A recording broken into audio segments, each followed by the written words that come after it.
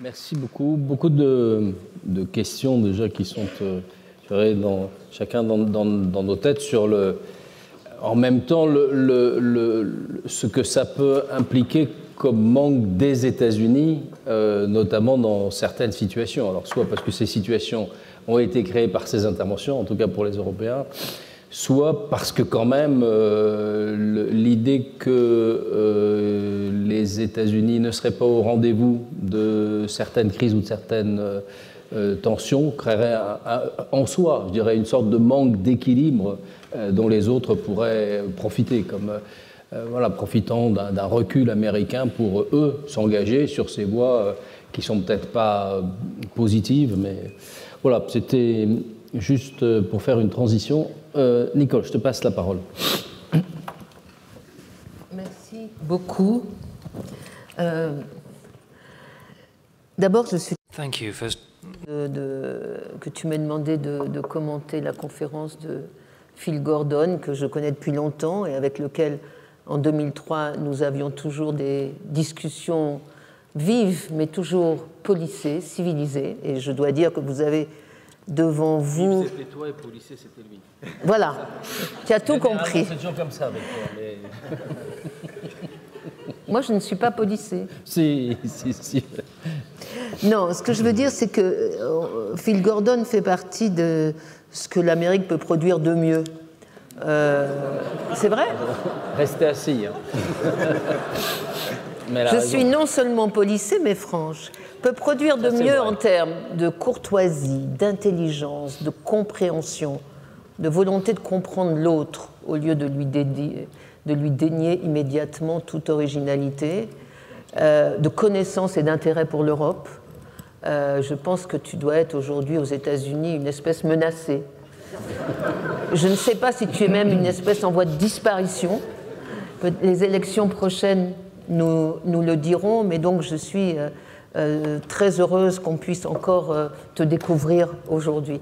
Mais cela dit, je suis très embêtée parce que, je suis d'accord pratiquement avec tout ce qu'il a dit, ce qui prouve que si vous nous aviez écoutés en 2003, quand Chirac et Védrine disaient que le régime Chang c'était une bêtise, on aurait gagné 17 ans. On aurait gagné 17 ans peut-être de stabilité plus grande au Moyen-Orient. Et je suis très embêtée parce que, non seulement je suis d'accord, mais parce que j'avais préparé quelque chose qui est complètement inutile maintenant, donc je vais essayer d'improviser. Je dois dire d'abord que l'impression générale, c'est... Je n'ai pas lu le livre, bien sûr. Je crois qu'il n'est pas sorti encore. Non. Mais il faudrait le faire traduire en français, d'ailleurs. Mais non, si. Mais l'impression générale, c'est que tout ça pour rien, ou tout cet effort, cet déferlement d'intelligence, d'argent, d'armes américains pour rien, pour nous conduire dans un monde qui est encore pire que celui qu'on connaissait avant. Et donc, deux réflexions immédiates, une réflexion et une question plutôt. La réflexion, c'est finalement les Européens qu'on critique tout le temps de ne pas vouloir intervenir, d'être tranquillement chez eux, à se concentrer sur leur postérité, à ne pas vouloir prendre des responsabilités dans la gestion des crises extérieures, et moi la première d'ailleurs. Finalement, ces Européens n'ont peut-être pas si tort que ça, puisque à chaque fois qu'on intervient à l'extérieur, à chaque fois c'est une catastrophe. Le seul exemple positif, je trouve, dont tu n'as pas parlé, mais peut-être que c'est dans ton livre, le seul exemple où une intervention occidentale a été un succès, c'est la première guerre d'Irak en 91, où Saddam Hussein envahit le Koweït, et on y va tous, on reprend Saddam Hussein, on le remet dans son Irak, on libère le Koweït. Pourquoi ça a été un succès ? Justement parce qu'on n'a pas essayé de changer de régime. Et donc oui, mais c'est peut-être un modèle pour l'avenir, pour la réflexion future. Exemple, mais il n'est pas sur le champ moyen-oriental, c'est le Kosovo. Oui, encore que le Kosovo, c'est plus... Kosovo, voilà. Mais c'est en Europe, on n'est pas sur le champ. Ouais, voilà. Mais bon, on pourrait nuancer le Kosovo. Moi, j'ai toujours été des points d'interrogation sur la légalité de l'intervention. Bon, c'est pas autre chose quand même. Mais je reviens, si tu veux, tu m'interromps plus. Non, je ne t'interromps plus. Non, donc, voilà, donc ma réflexion, c'était tout ça pour rien. Et deuxièmement, les Européens, finalement, ont peut-être une espèce de sagesse séculaire à la Candide. Il faut cultiver son jardin et au mieux s'occuper de nos intérêts. Je dis ceci en termes de provocation, parce que moi, je ne suis pas totalement convaincu que ce soit la philosophie nécessaire pour l'Europe, mais je comprends que certains pourraient être amenés à cette conclusion. Et la question à ce niveau-là de mon raisonnement, c'est si, à l'aube de ces 10 leçons, à la lumière de ces 10 leçons et de cette réflexion sur les échecs du régime change, si la nouvelle politique américaine devait être désormais plus d'intervention, notamment au Moyen-Orient, alors est-ce que ce serait mieux? Parce que quand on regarde à l'inverse les politiques de non-intervention américaine, elles ont été aussi catastrophiques que les politiques d'intervention. Deux exemples, la Syrie, où François Hollande voulait intervenir, non pas pour changer le régime, mais parce qu'il y avait eu franchissement d'une ligne rouge qui était l'usage de l'arme chimique par le président syrien, et donc il n'y avait pas du tout dans la réflexion de François Hollande, enfin je parle sur ton contrôle Louis, il n'y avait pas cette volonté de changer de régime, il y avait juste de faire respecter le droit international. Mais vous ne l'avez pas voulu, et vous nous avez empêchés, interdit de le faire. Et le deuxième exemple où la non-intervention est aussi une catastrophe, c'est l'affaire des Kurdes, qui ont été les alliés des Américains pendant la guerre en Syrie et qui sont en même temps les victimes du retrait américain de Syrie. Et donc, la question est, il n'y a pas vraiment, soit on intervient, c'est une catastrophe, soit on n'intervient pas, c'est une catastrophe. Donc, j'en reviens à mon Candide, qui n'est peut-être pas si stupide que ça. Mais bon, voilà, ça c'était une première réflexion. Une deuxième réflexion, moi je voudrais juste d'abord commenter le titre du livre que je trouve très très intéressant, Losing the Long Game, perdre le long terme ou le jeu à long terme, quelque chose comme ça. Et je trouve que c'est très courageux et très rare de la part d'un auteur américain de mettre l'accent et de mettre en lumière l'échec de la diplomatie américaine depuis les années 50, en tout cas au Moyen-Orient. D'habitude, ce sont plutôt les Européens, voire même les Français, qui font des bouquins sur l'échec de l'Empire américain. Et là, bon, premièrement, voilà, je trouve que c'est intéressant de le faire. Je ne sais pas si ça va alimenter la campagne des démocrates, ça c'est aussi une question que je voudrais poser. Le régime change a été, exagéré par l'administration Bush Junior, mais est quand même une partie intégrante de l'ADN démocrate, pour qui les droits de l'homme, l'ingérence, le droit, la responsabilité de protéger, etc., tout ça fait partie de l'ADN démocrate, beaucoup plus que de l'ADN républicain. Et donc, dans cette campagne, je sais que la politique étrangère n'est jamais un thème très important dans les campagnes électorales américaines, mais quand même, la question est-ce que les démocrates vont renoncer à ce qui a été leur ADN fondamental en politique étrangère? Est-ce que, je n'ai pas regardé, je vous avoue très franchement, le programme de, comment il s'appelle Sanders, son prénom Bernie Sanders, ou le programme de Joe Biden, mais ça c'est vraiment une question, parce que pour nous Européens, c'est très important. Beaucoup d'Européens rêvent que les démocrates gagnent les élections. Moi je suis absolument persuadé qu'en politique étrangère, il n'y aura aucune différence entre les démocrates et les républicains, à la courtoisie près, à la différence de la politesse et de la courtoisie près. Mais donc voilà, ça c'est une deuxième question. Mais donc je reviens à mon titre, et l'autre partie intéressante du titre, c'est « Losing the Long Game ». Et ça, je trouve intéressant de parler du long terme, parce que dans le court terme, on peut avoir un jugement très faussé. Moi, je me souviens, en 2003, en Irak, je dirigeais mon agence européenne sur les questions de sécurité et de défense, et les premiers 15 jours, le premier mois après l'intervention militaire en Irak, on était, même les plus farouches opposants de cette intervention, on était quand même estomaqués de l'extraordinaire succès militaire de l'intervention américaine. Et donc, le court terme peut être très trompeur. Pareil sur la Libye. Tout de suite, les quelques jours ou mois ou semaines après l'intervention à Libye, c'était un succès majeur. On avait sauvé la population de Benghazi d'un génocide. Et donc, toute la difficulté pour nos démocraties, qui sont sur le court terme et non pas sur le long terme. Toute la difficulté pour nos démocraties, c'est de tirer les leçons du court terme qui ne soient pas contredites dans le long terme. Comment faire? Moi, j'étais contre l'opération en Libye, mais bon, c'est pas moi qu'on a écouté, c'est BHL qu'on a écouté. Autrement dit, dans nos démocraties, c'est un vrai défi que de tirer des leçons stratégiques en essayant de deviner le long terme au-delà des apparences du court terme. Et notamment, là, la question est: que devient, du coup, quand on prend la Libye, je pense qu'on avait tort de le faire, mais que devient, du coup, cette idée de la responsabilité de protéger? Si on dit il ne faut pas intervenir parce que de toute façon ça se termine toujours mal, est-ce que ça veut dire qu'on abandonne ce que seuls les Occidentaux portent, c'est-à-dire la volonté quand même de défendre les peuples contre leurs propres génocidaires? Et moi, j'avoue que c'est une impasse stratégique importante.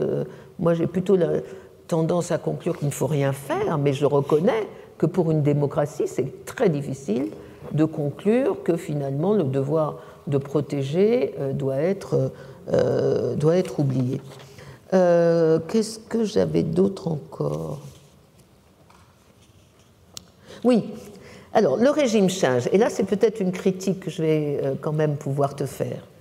Mais je n'ai pas lu le livre encore, alors peut-être que ça l'est. Mais dans ce que tu as dit, ça ne l'est pas. Quand on regarde la façon dont les Américains traitent le régime change, c'est quand même un péché contre l'esprit de la part des États-Unis. D'une part, ça tu l'as dit, parce que croire que la démocratie s'impose de l'extérieur à coups de missiles sans prendre, de même que la pâte se lève après un travail important quand on fait un gâteau, sans prendre de l'intérieur, porté par les cultures, l'histoire nationale des peuples, etc. Donc penser qu'on peut plaquer la démocratie sur des régimes qui sont de cultures politiques totalement différentes, ça c'est vraiment de la bêtise simple.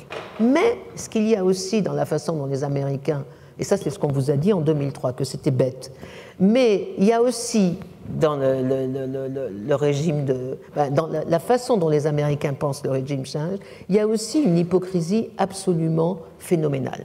Pourquoi? Parce qu'il y a des États du Moyen-Orient qui, pour vous, ne sont pas éligibles au régime change. Par exemple, l'Arabie Saoudite, le Qatar, les États du Golfe, enfin toutes ces grandes démocraties, comme l'on sait, qui décapitent au sabre.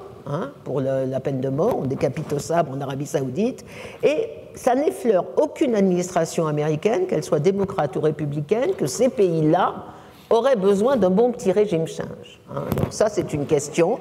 Pourquoi avez-vous cette hypocrisie sur qui a le droit au régime change? Et deuxième hypocrisie, ça peut-être que tu en parles aussi, mais c'est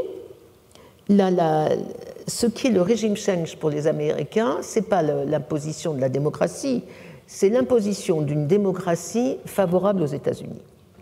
Et ça, ce n'est pas du tout pareil, parce que je prends deux exemples.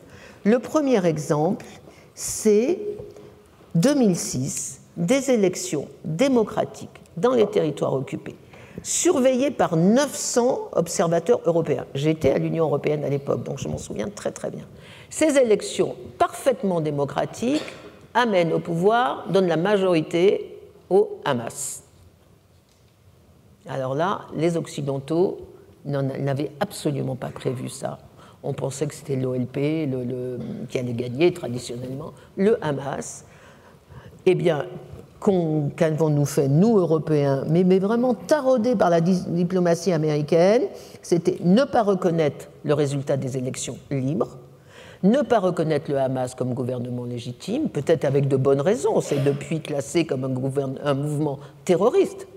Mais, et ensuite, toute la communauté internationale a mis des sanctions pour ne pas reconnaître le Hamas. Et donc, le régime change démocratique, mais quand il n'est pas perçu comme favorable aux intérêts américains, eh bien vous faites du régime change. Et ça, c'est quand même les Européens aussi qui l'ont subi. Autre exemple, tu en as parlé, l'Égypte. 2011, printemps arabe, Moubarak est obligé de quitter le pouvoir. Il y a des élections libres.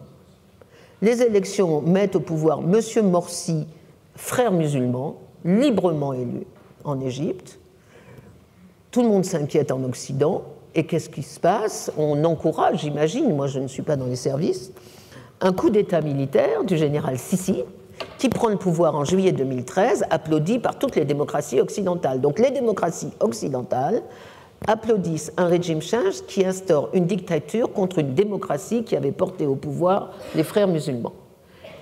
Encore une fois, je dis ça pour te provoquer. Je ne dis pas que les frères musulmans c'était mieux que la dictature, mais je dis simplement que la pratique du régime change aux États-Unis est très sélective, très hypocrite et très opportuniste, en fait. Et donc, ça n'a pas vraiment une idéologie, c'est plutôt un opportunisme de bon aloi. Je vois que Louis s'impatiente. J'avais encore un point sur l'Europe.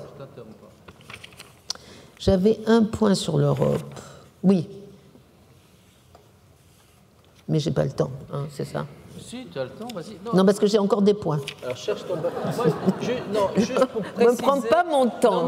Non, juste pour rebondir sur ce que vient de dire, ce que vous avez dit l'un et l'autre, moi, j'avais des questions plus petites. Mais non, mais attends, pas fini. Ah bon, alors fini. Non, mais je cherchais sur tes papiers. Je les reposerai après, vas-y. Non, j'ai encore 2 points.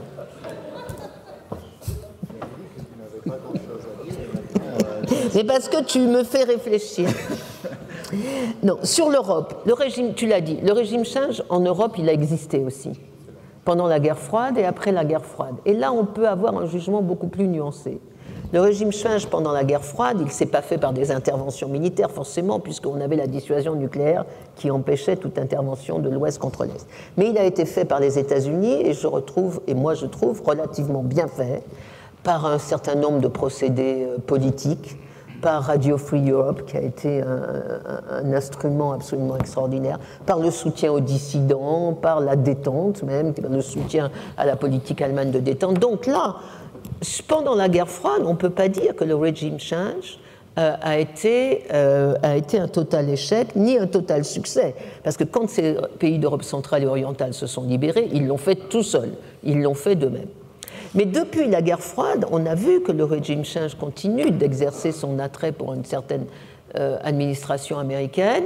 On l'a vu sur l'élargissement de l'OTAN, et ça continue. Il y a des ayatollahs de l'élargissement de l'OTAN qui pensent que l'OTAN est un instrument pour démocratiser tous les anciens satellites de la Russie, de l'Union soviétique et de la Russie. Et moi, je suis contre, et la France est contre, comme tu le sais. Nous ne voulons pas que l'OTAN s'élargisse à l'Ukraine, à la Géorgie, à la Biélorussie, non pas parce que nous n'aimons pas ces pays, mais parce que entre la sécurité et le soutien aux démocraties, eh bien, il y a un équilibre qui doit se faire. Et deuxièmement, le deuxième exemple du régime change américain en Europe qui a été un échec total, c'est votre militantisme auprès des Européens, forcené, presque le chantage auprès des Européens pour ouvrir les négociations d'adhésion à la Turquie. Ça, c'était vraiment la bataille américaine des années 2010-2013. Vous l'avez gagnée, on vous a cédé et on voit le résultat aujourd'hui. L'ouverture de négociations, la perspective d'adhésion à l'Union européenne pour la Turquie n'a pas été une démocratisation, mais au contraire le début de la dictature. Je termine en disant, je regrette que tu n'aies pas proposé une autre stratégie. Parce que si ça n'est plus ça, qu'est-ce que c'est? Moi, j'avais cru que tu allais nous dire qu'il fallait plus d'abstention que d'intervention, qu'il fallait plus de diplomatie que d'intervention militaire et plus de réalisme à la place de l'idéologie. Et si c'était ça, la future diplomatie du prochain président, démocrate, à la limite, je pourrais souscrire et les Européens pourraient être d'accord. Mais à ce moment-là, comment justifier, malgré tout, les interventions au Moyen-Orient? Je ne crois pas du tout que les Américains abandonneront le Moyen-Orient, ne serait-ce que parce qu'Israël est au Moyen-Orient.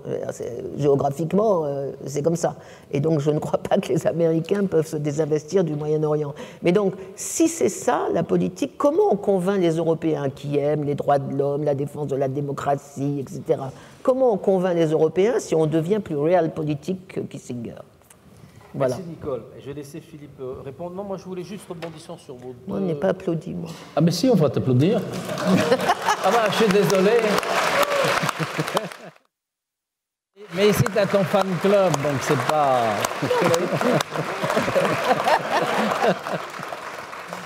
Nicole a été une fois de plus applaudi. Non, juste pour revenir sur... c'est très petit hein, comme réflexion, mais est-ce que légitimité du Kosovo, mais pas de l'égalité, l'égalité pour la Libye, la 1973 que vous avez évoquée, voilà, est-ce que d'une certaine manière, ça change, ça dévie quand même le regard sur la justesse, pas forcément le succès de ces interventions. Puis la deuxième question, c'est sur une réflexion de Nicole, l'élection n'est pas la démocratie. Donc ce que je ne comprends pas avec tous les moyens du soft power américain, qu'il a développé, comment finalement l'intervention militaire n'aboutit pas à une préparation politique plus densifiée que l'organisation d'élections en cherchant à chaque fois qui on va tenter de faire élire et cet aspect de cette absence de préparation en amont. Alors vous l'avez un petit peu dit en disant que bon ben voilà, on veut que tout le monde soit d'accord au départ, etc., mais c'est quand même, oui, l'élection n'est pas la démocratie et si on veut bâtir une démocratie ou contribuer à la faire émerger, il faut quand même avoir des cartes politiques dans le pays où on veut. Voilà, c'était mes deux réflexions complétant ou permettant de rebondir sur les propos. Philippe. Merci. Beaucoup de réflexions intéressantes. Nicole, ton intervention m'a rappelé pourquoi j'ai tellement aimé débattre avec toi à l'époque. C'est toujours très vif. Et aussi pourquoi j'étais et je suis toujours si souvent d'accord avec toi. Mais tout de même, beaucoup de réflexions intéressantes à laquelle je voulais répondre. Tu dis, je n'ai pas mentionné les cas où on a décidé de ne pas poursuivre le changement de régime. Et évidemment, dans le livre, je le fais, et je cite justement les exemples que tous les deux vous avez donnés. La guerre en Irak, c'est intéressant, l'intervention en Irak après l'invasion du Koweït en août 90, c'était l'administration Bush, le premier, qui était peuplée de conseillers comme Dick Cheney, Paul Wolfowitz et autres qui, 10 ans plus tard, étaient pour le changement de régime en Irak. Mais à ce moment-là, ils étaient contre. C'était des réalistes qui, justement, ont décidé. Et je les cite dans le livre, c'est fascinant parce qu'ils donnent des explications claires et parfaites pourquoi ce serait une mauvaise idée d'aller à Bagdad. Et je veux dire, Dick Cheney, celui qui était... et le fils de ce président Bush et Wolfowitz, à cette époque-là, et pendant quelques années après, ils expliquaient, c'est comme s'il avait lu mon livre en avance, il donnait les 10 raisons pour lesquelles ce serait difficile. Il ne faut pas aller à Bagdad. Pourquoi ça change? Et pour quelques-uns, comme Cheney et Wolfowitz, ça change, ou plutôt Wolfowitz, ça change graduellement, comme on voit que Saddam Hussein n'allait pas tomber comme on espérait. On espérait que perdre une guerre au Moyen-Orient, il va perdre le pouvoir. Mais il ne le perd pas, c'est un dictateur. Et donc, pour certains, comme Wolfowitz, graduellement, ils décident que c'était une faute de ne pas aller à Bagdad. Mais pour les autres, ça ne change pas avant le 11 septembre. Et parce que même l'administration Bush, qui, n'oublions pas, a été élue en proposant une politique humble, modeste. C'était Al Gore qui était plus interventionniste, c'est Bush qui était un gouverneur du Texas, il ne voulait pas intervenir, il était réaliste comme son père, Cheney était réaliste, Powell réaliste, et donc au début, il n'était pas pour l'invasion de l'Irak. Ça ne change que après le 11 septembre, l'Amérique est attaquée, et tout d'un coup, c'est ce que je décrivais tout à l'heure, l'analyse, la réalité de la situation en Irak en ce qui concernait les armes de destruction massive, le traitement humanitaire de la population, ça n'a pas du tout changé en 2011. Ce qui a changé, c'est la perception des États-Unis et ça était devenu intenable et il fallait changer le régime. Donc justement, 91, c'est un exemple où on a décidé de ne pas courir ce risque et le Bosnie et le Kosovo aussi. Parfois, quand on écoute ma thèse, on réagit en disant « Non, vous avez tort, on est intervenu dans les Balkans et ça a été un succès. Mais justement, dans les deux cas, on a fait ce qu'il fallait faire pour terminer la guerre et sauver des gens, mais sans exiger le changement de régime. En Bosnie, on a même travaillé avec ceux qui étaient responsables. Milosevic, Tudjman, n'est-ce pas? On a accepté d'une façon réaliste ils étaient responsables pour la guerre, mais pour terminer la guerre, on aurait pu, comme l'OTAN, décider, on va non seulement intervenir en Bosnie pour sauver des vies, on va faire le changement de régime en Serbie et en Croatie. On a décidé, on n'a pas fait et on a terminé la guerre. Donc ces cas-là, ce sont des alternatives et j'en reviendrai, Nicole, à la fin, à ce que je propose comme alternative, que tu as raison, je n'en ai pas parlé ici, mais ce sont des exemples où on peut faire quelque chose de nécessaire sans aller jusqu'au point de créer tous ces problèmes. Nicole, tu as parlé des Européens comme prévu, et tu as raison que tu as commencé avec l'idée qu'en 2003, si les Américains avaient seulement écouté les Français, qui avaient raison, et l'explication, n'est-ce pas, parce que tu avais dit que les Européens avaient un peu d'expérience avec le changement de régime et l'occupation militaire, et ça explique en partie leur scepticisme en 2003. Ils savaient que ce n'était pas si facile que ça d'utiliser la puissance pour influencer l'avenir de la politique dans le Moyen-Orient. N'est-ce pas, c'était l'époque du livre de Bob Kagan, qu'on connaît tous, que les Américains venaient de Mars et les Européens du Vénus, c'est-à-dire que nous, on appréciait la puissance et parce qu'on l'avait, et vous l'avez il y a longtemps perdu, et c'est pour ça que vous ne vous intéressez plus à la politique, et c'est pour ça que nous, on était confiants qu'on pouvait. Et ça a expliqué la grande différence entre Américains et Européens en 2003. Ça, à mon avis, c'est en train de changer. Et les Américains sont de moins en moins martiens, sont de plus en plus européens, et en partie, peut-être du fait que les Américains sont moins martiens, les Européens le sont un peu plus. Et pas un peu. Et comme exemple, je donnerai la Libye, que j'ai déjà mentionnée, et j'ai raconté cette histoire avec Sarkozy, où il dit à Hillary Clinton que les avions français sont déjà partis en l'air. Une semaine avant, parce qu'il y avait 2 réunions à Paris ce printemps-là, une semaine avant celle-là, il y avait une réunion du G7 à l'époque, j'étais encore une fois avec Hillary Clinton, qui n'avait pas d'instruction diplomatique, parce qu'on ne savait pas ce qu'était notre politique. Obama ne voulait pas intervenir en Libye, la Maison-Blanche n'avait pas encore décidé, et donc moi j'étais avec notre ministre des Affaires étrangères, mais on ne savait pas ce qu'était notre politique. Et donc elle a demandé que les Européens, comme souvent les États-Unis parlent en premier, parce que les grandes puissances, cette fois-ci on a donné la parole aux Européens, qui nous faisaient des leçons sur l'intervention militaire en Libye. Les Italiens, les Français et même les Britanniques nous disaient « Mais qu'est-ce que vous faites? Vous n'avez pas confiance en votre puissance, il faut agir contre Kadhafi. » Et ça, c'était quand même ironique pour moi d'observer ça 10 ans après avoir eu la même discussion, mais d'une façon totalement contradictoire. Les Italiens nous donnaient des leçons, on ne peut pas accepter Kadhafi, il faut agir militairement. On a fini dans ce cas-là par suivre ces conseils. Mais une des raisons pour laquelle je dis qu'on devient moins martien, nous les Américains, c'est que maintenant, la Libye, quand les Américains, il y a d'autres raisons, mais on regarde la Libye et le résultat, l'enthousiasme pour ces interventions militaires est de moins en moins.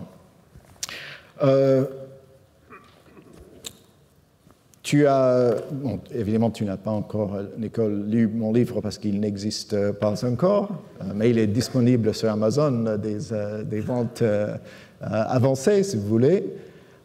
Mais quand tu en as parlé, c'est comme si tu l'avais lu. Non seulement le contenu, mais le titre dont... Regardez, oui. Le titre, et cette idée de long terme et long game, c'est important dans plusieurs sens que tu l'as mentionné. Mais encore une fois, pour souligner ce que j'appelais tout à l'heure les patterns, les schémas qu'on voit à chaque fois, juste après que le régime tombe, on pense que, déjà avant d'intervenir, on décide comme administration qu'on est différent. C'est vrai que nos prédécesseurs ont échoué, mais nous, on va le faire d'une façon différente. Et puis, on réussit à tomber le régime parce qu'on fait toujours le contraire de ce que nos prédécesseurs ont essayé, parce que ça n'a pas marché. Cette fois-ci, on le fait d'une façon différente. Et une fois que le régime tombe, on déclare que c'était un succès. Dans le cas des Moudjahidines et Afghanistan dans les années 80, il y a un télégramme diplomatique très connu de notre station chief, le directeur de la CIA en Pakistan, qui consistait de 2 mots, « We won ». C'est le télégramme diplomatique le plus court. Si le long télégramme de Kennan est 5000 mots, celui-là était 2 mots, « We won ». Parce qu'il était tellement content de l'idée qu'on pouvait donner des armes aux forces de l'opposition et expulser les soviétiques d'Afghanistan. Donc, première réaction émotionnelle, c'était « We won ». Quelques années plus tard, disons après, aujourd'hui, on avait won. Donc, c'était compréhensible qu'il réagisse comme ça, mais quand même, il n'est pas très clair que we won. Mission accomplished est l'autre exemple, n'est-ce pas? Comme tu dis, les Européens, les autres, critiquaient l'idée d'une guerre en Irak, pensaient qu'il y aurait des milliers de fatalités, etc. Et dans quelques semaines, on expulse l'armée irakienne, et c'était le 1er mai 2003, c'est-à-dire quelques mois après cette guerre très courte, que Bush fait ce discours. Il arrive en avion avec le grand banderole « Mission accomplished ». Bon, la mission étroite peut-être a été accomplie, mais l'idée d'imposer une démocratie coopérative, stabilité, était loin d'être accomplie. La Libye aussi, on a déclaré victoire. Vous avez mentionné Bernard-Henri Lévy, je pense qu'il a accompagné Sarkozy et Cameron à c'était Benghazi ou Tripoli, juste après. Et ils ont annoncé une victoire incroyable, n'est-ce pas? Hillary Clinton aussi a célébré ça. Il y a même maintenant des fuites, des discussions internes où ses conseillers politiques voulaient qu'elle mette son nom sur la doctrine d'intervention en Libye. Il fallait parce que c'était la saison politique, et les conseillers politiques pensaient quel énorme succès, il faut posséder ça. Quelques années plus tard, on n'a pas cette impression-là. Donc c'est ça que j'essaie de souligner avec ce titre. Il faut pas, ça c'est le easy part encore une fois, et il faut prendre une approche plutôt du long terme. Quand j'ai dit que les Américains sont en train de changer et sont moins martiens, j'expliquerai ça encore un peu parce que je pense que c'est très important. Et quand tu poses la question, le prochain président, il sera comment? On a observé une chose en 2016, c'est-à-dire que normalement la politique étrangère américaine, c'est comme une pendule.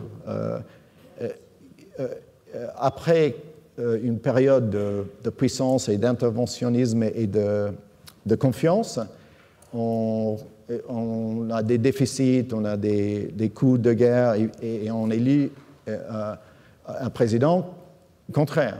Et puis après, on essaie de s'occuper de nos propres problèmes.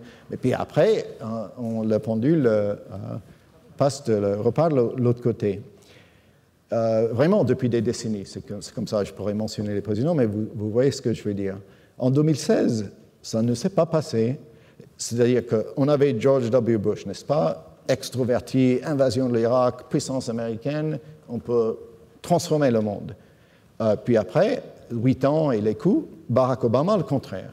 N'est-ce pas? Il faut nation building at home, il ne faut pas intervenir au Moyen-Orient. Et normalement, et était critiqué justement pour être faible, n'est-ce pas? Il n'était pas assez fort comme président. Normalement, après 8 ans d'introversion, on aurait pu imaginer un républicain se présenter et dire « Voilà, je suis Ronald Reagan, je vais transformer le monde ». Au contraire, parmi les républicains qui se sont présentés en 2016, il y avait à peine un qui était pour une politique réganienne, c'était Lindsey Graham qui a eu 0,3% des voix et n'a même pas eu des délégués dans son propre État. Et tous les autres étaient plus ou moins isolationnistes. Et celui qui a gagné, Donald Trump, n'était pas le contraire d'Obama dans le sens qu'il voulait une Amérique forte. C'était Obama en stéroïdes qui était beaucoup moins interventionniste d'Obama. Il prétendait être contre la guerre en Irak, Libye, etc. Et ça, c'était un message. Et le message, c'était que le peuple américain on a marre de ces interventions. Les coups, ils examinent les résultats. Et je pense que c'est une leçon très importante. Et je dirais aux Européens, dans un sens, be careful what you wish for. Faites attention à ce que vous désirez. Vous ne pouvez pas aimer les Américains trop interventionnistes. Vous allez voir un monde, sans doute, où les Américains disent aux autres, c'est votre problème, ce n'est pas le nôtre.